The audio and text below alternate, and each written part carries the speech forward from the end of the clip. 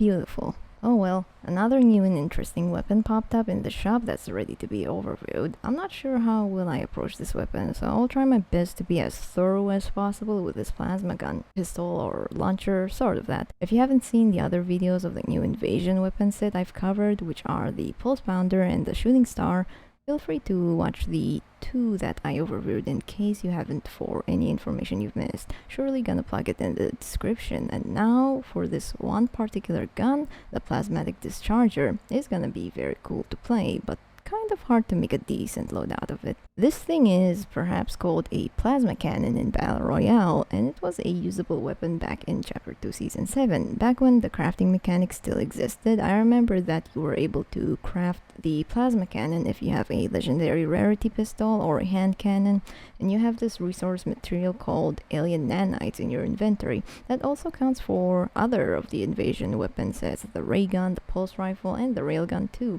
And with this weapon specifically, for some reason in this Save the World mode, it does not classify itself. It doesn't say it's a pistol nor a launcher weapon, but since this plasma cannon fires a giant energy ball and electrifies anything nearby its radial force field, when upgrading this weapon up to stage 4, which you could pick a path between obsidian and shadow shard, you only have one option, which you can only choose obsidian, surprisingly.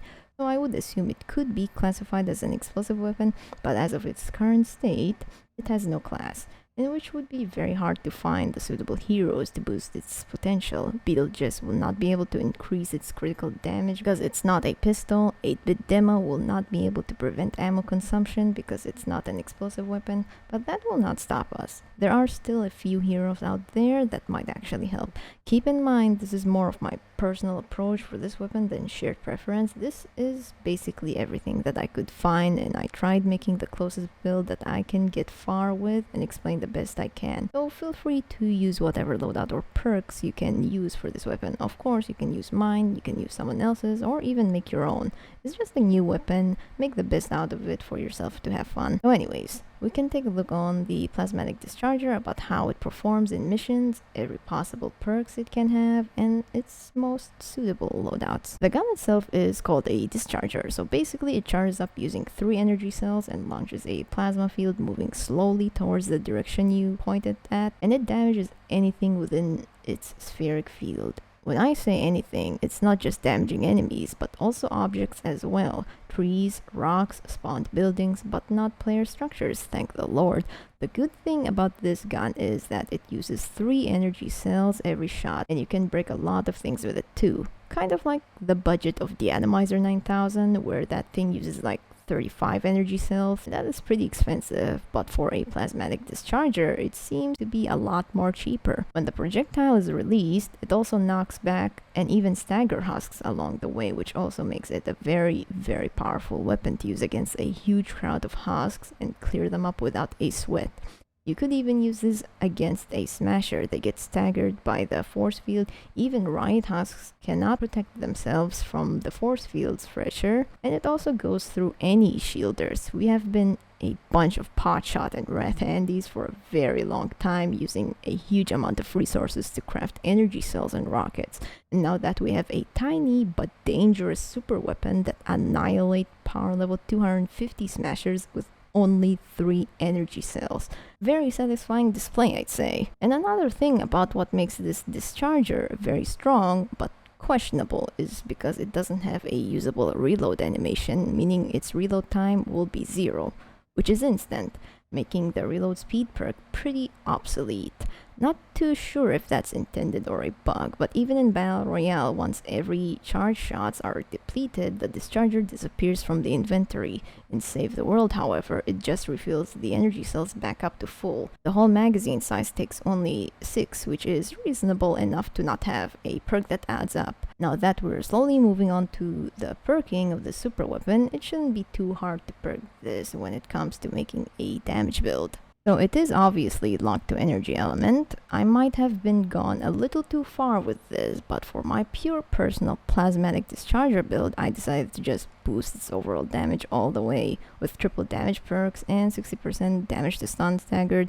With my 6th perk, restores my shield based on the damage dealt every time the force field damages an enemy, which it complements so much with the Sci-Fi loadout that I kind of talked about in a couple other set videos, which we'll talk about that in a moment after this. So the reason why I perked the 5th for 60% damage to stun and stagger is because the projectile electrifies enemies and has enough impact to knock them back for a little, and most of the time it staggers big targets like the smashers and right husks, for example. So whenever they're in that status effect, the force field will still consecutively zap the husks that are in the sphere until they get disintegrated by the plasma this weapon produces. If you don't feel like buffing this weapon with triple damage, you can also try making a crit build out of this as well, since there aren't too many perks to mess around with, and like I mentioned before, the reload speed perk could possibly be inoperative because of not having a reload animation for this particular weapon, so you can run double crit damage if you're planning to run a totally rocking out loadout, or a regular critical rating and critical damage for consistency with critical hits. If you have a different 6th perk than what I have now, the slow stack and freezing perk would do really great as well. The projectile will constantly hit targets within its radius, which will apply them the slow status effect by default and be frozen in a matter of seconds. And you can change the 5th perk to damage the slowed instead to make a huge difference and deal a ton of damage. And for the other 6th perk lastly, I talked about the 15% health or below perk on my ray gun video, that it doesn't seem to work as intended to be, but maybe some other time when it's fixed, it would potentially be the most devastating perk out of all 3. Because of how plasma scientifically works, sorry for all the dummies out there for plugging this, but I'll make it short. It is a tiny solid matter that is highly energetic and reactive, which is kind of a subset of gas compared to atomic matter. You guys believe it is a cold gas, but it's actually the opposite. Take the total eclipse astronomical event, for example. The moment when the moon is about to block the sun, it releases a very bright light, and the damaging radiation from the solar wind with plasmatic particles comes out of that, which that is gonna be painful on the back of your eyes. So it's pretty cool. This Plasmatic Discharger weapon kind of represents that towards the husks and Save the World knowledge-wise. Now that we're all set with the perks on the Plasmatic Discharger, the hardest part is gonna be finding the most suitable loadout to boost this weapon's damage and its potential. Of course, I did say the most suitable because obviously it doesn't state its class, so this gun is surely to be a bit more universal when it comes with loadouts. Like I said previously when perking it, the damage itself is really good enough because the projectiles you shoot is like a moving shock tower, so it kind of works really well on almost any loadout you use. But for this section, I did my best to look over the heroes more carefully to buff this gun for a bit, in which I ended up using the retro Sci-Fi loadout. The Sci-Fi heroes are the ones that came into my mind at the front line because they mainly focus closely on energy damage and shields, and the first hero as a commander lead that I thought of first is Cyberclops. His lead perk is when you deal any energy damage, whether from your weapons or abilities, it has a chance to zap nearby enemies for 116% of damage dealt. That makes it sound very powerful because with the discharger at hand, you are dealing consecutive energy damage by electrifying husks with a huge deadly plasma field, so Cyberclops is definitely a good pick for a lead. To be honest, I have never used the Zap Team perk until now, but I've seen other people use it in missions. This team perk lends you a sentinel that flies around with you and deals 105 base energy damage to any enemy it sees every 6 seconds. In order to activate this team perk, you'll need another 2 Sci-Fi heroes, in which I have in support is Intergalactic Ken and Extraterrestrial Rio.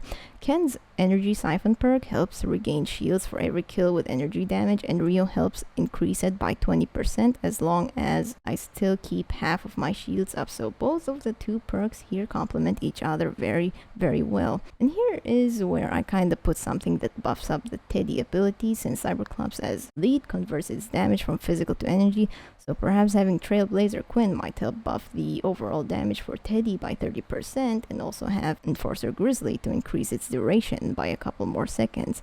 I have mine with Metal Team Leader in support, as you can see, but they both have the same exact perks. And the last perk is Survivalist as a utility support, in which each and every couple kills restore health. You can use a different utility support here if you don't prefer to rely on kills for health. Perhaps Coconuts will still do a good job as well for this loadout, but for this one I do eliminate husks here and there, and the Discharger is technically a crowd control weapon, so Survivalist could be a doable hero when it comes to self-healing. And let's not forget about the stationary hover turrets on the gadgets section. They deal energy damage too when they shoot husks, so that should count towards Cyberclops' lead perk for damage. If you're questioning why I picked Cyberclops as lead and over Rio, is because I tend to lose a lot of shields, especially in a high power level mission where most of your shields are just instantly gone.